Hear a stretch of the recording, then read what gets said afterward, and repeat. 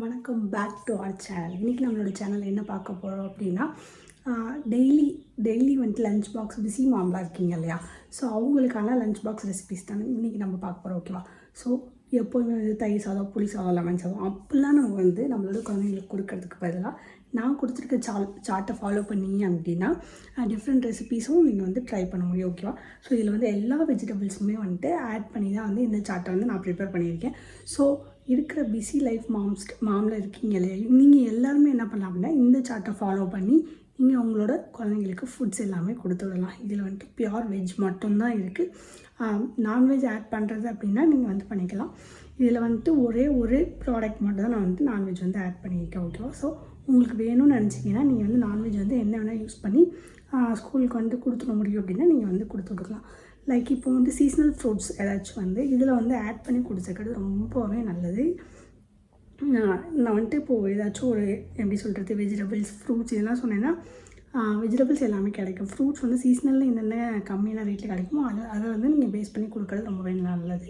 So அதனால் டெய்லியுமே வந்துட்டு ஒரு குவான்டிட்டி ஆஃப் ஃபுட் கொடுத்தீங்க அப்படின்னா அது ஈக்குவல் அமௌண்ட் ஆஃப் வெஜிடபிள்ஸ் வந்து கொடுக்கறதுக்கு எல்லா மாவுமே வந்துட்டு என்ன பண்ணிக்கோங்க, ஒரு ஸ்டைலில் வந்துட்டு கொண்டு வரணும். ஓகே, வாங்க வீடியோக்குள்ளே போகலாம்.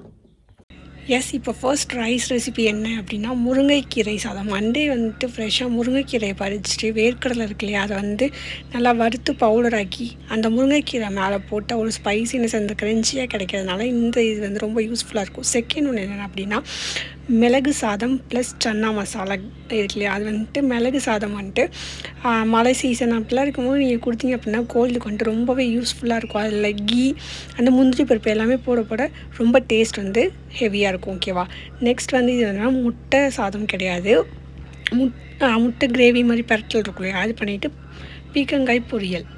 பீக்கங்காய் பொரியல் வந்து ப்ரெசன்டேஷன் அப்படின்றது ரொம்பவே முக்கியம். ஓகேவா? அந்த கோகோனட்லாம் வந்துட்டு ஸ்குவீஸ் பண்ணி போடும்போது டேஸ்ட் சூப்பராக இருக்கும். நெக்ஸ்ட் இது வந்து புதினா ரைஸ்க்கு காம்பினேஷனாக வந்து வெண்டைக்காய் ஃப்ரை வந்து நம்ம ரொம்ப நல்லாவே இருக்கும். ட்ரை பண்ணி பாருங்கள். எல்லாத்துக்குமே வந்து நான் சொல்கிற ரெசிபிஸ்க்கெலாம் அந்த கடலையை வந்துட்டு நீங்கள் அரைச்சி போட்டிங்க மேலே பவுட்ரு ஆக்கினா ரொம்ப டேஸ்டியாகவே இருக்கும். இது என்ன மஷ்ரூம் பிரியாணி, பிரிஞ்சால் வந்து கறி இருக்கு இல்லையா, ஸோ அதை வந்து நீங்கள் ட்ரை பண்ணி கொடுங்க, ரொம்பவே யூஸ்ஃபுல்லாக இருக்கும்.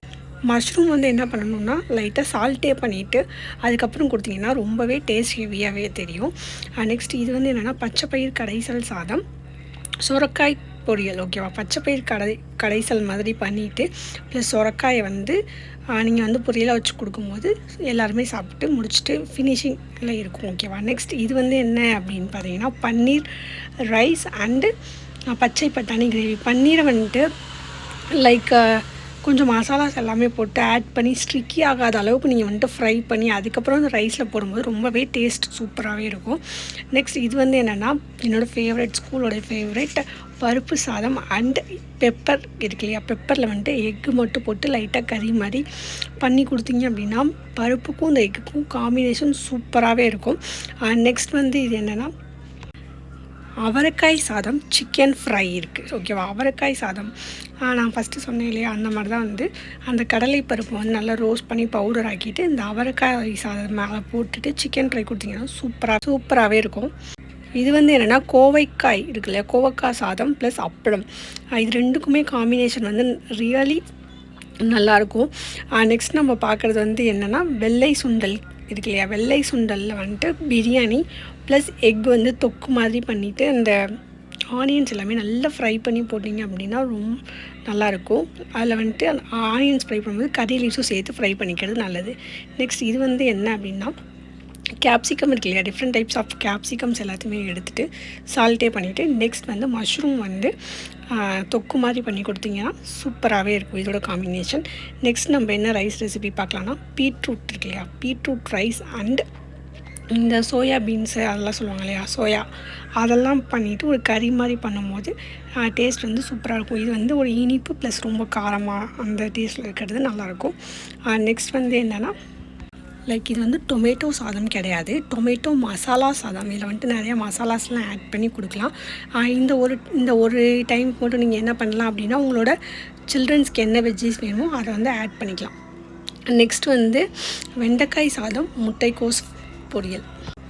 வெண்டைக்காய் வந்து பொரியல் மாதிரி பண்ணிவிட்டு முட்டைக்கோஸை வந்து வச்சு கொடுக்கும்போது அதில் கடலைப்பருப்பு இதெல்லாம் வந்துட்டு நிறையா போட்டிங்க அப்படின்னா சூப்பராகவே இருக்கும் இந்த ரைஸ் ரெசிபி. நெக்ஸ்ட் வந்து என்னென்னா பீட்ரூட் புலாவும் அந்த க்ரீன் சன்னா கிரேவியும் வந்து கொடுங்க. பீட்ரூட் புலாவுன்றது வந்து நல்லா அரைச்சி பேஸ்ட் ஆக்கிட்டு அதுக்கப்புறம் நீங்கள் வந்து அந்த ரைஸில் ஆட் பண்ணும்போது பீட்ரூட் போட்டிருக்கீங்கன்னு யாருமே சொல்ல மாட்டாங்க. கலர் பார்த்தோன்னே எல்லாருமே சாப்பிட தோணும். ஓகேவா, இது வந்து கேட்பேஜ் ரைஸும் ப்ளஸ் இது வந்து என்னென்னா கருணைக்கிழங்கு ரோஸ்ட்டு. கேட்பேஜ் முட்டைக்கோஸ் இருக்கு இல்லையா, அதோட இன்னும் 2 வெஜ்ஜீஸ் ஏதாச்சும் ஆட் பண்ணிவிட்டு கேரட் பீன்ஸை இந்த மாதிரி போட்டு அந்த கருணைக்கிழங்கு வந்துட்டு பெருசாக்கி ரோஸ்ட் பண்ணி கொடுத்தீங்கன்னா சூப்பராக இருக்கும். நெக்ஸ்ட் இது வந்து என்னென்னா சோயா பீன்ஸ் சாதம். இது வந்து ஆம்லேட்டில் வந்து நிறைய வெஜ்ஜீஸ் வந்து போட்டுக்கோங்க. கர்டில் வந்து கொஞ்சமாக சாட் மசாலா அப்புறம் கொரியாண்டர் மட்டும் போட்டு கொடுங்க.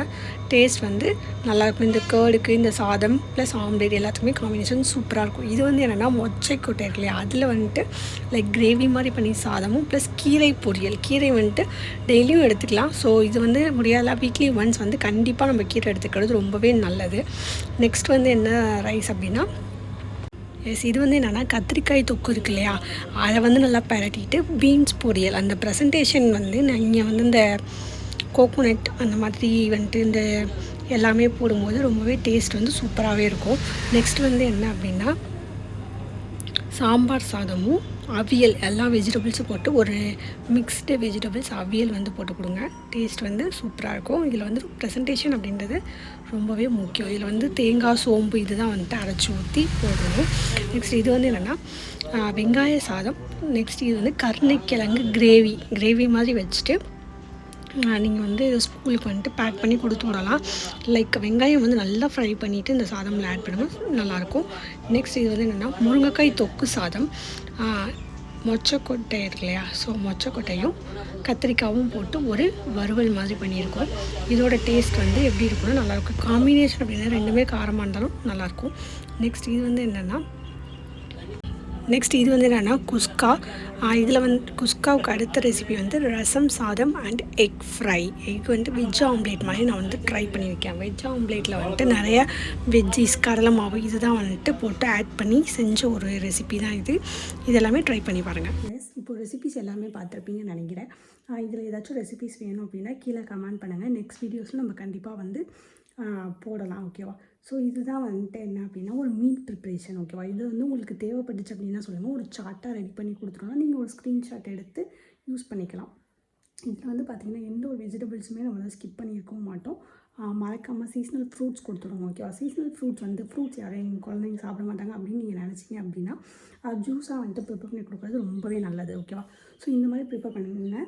மறக்காமல் எவ்வளோ குவான்டிட்டி ஆஃப் ஃபுட் கொடுக்குறீங்களோ அதே ஈக்குவல் குவான்டிட்டி ஆஃப் வெஜிடபிள்ஸ் வந்து கொடுக்க பழகிக்கோங்க. ரைஸ்ன்னு சொல்லிட்டு ரைஸே அவங்கக்கிட்ட வந்து கொடுக்காம நம்ம வந்துட்டு ஒரு வெஜிடபிள்ஸ் வந்து ஃபஸ்ட் ப்ரெசன்டேஷன் பண்ணுறதுக்கு கற்றுக்கோங்க எல்லாருமே. லைக் கோகோனட்ஸ், இந்த மாதிரி கொரியாண்டர், கறி லீவ்ஸ் இதெல்லாம் நிறைய போட்டுட்டு மேலே அப்படியே ஒரு டிசைனிங்காக கொடுக்கும்போது அவங்களுக்கே ஒரு அட்ராக்டில் சாப்பிட தோணும்.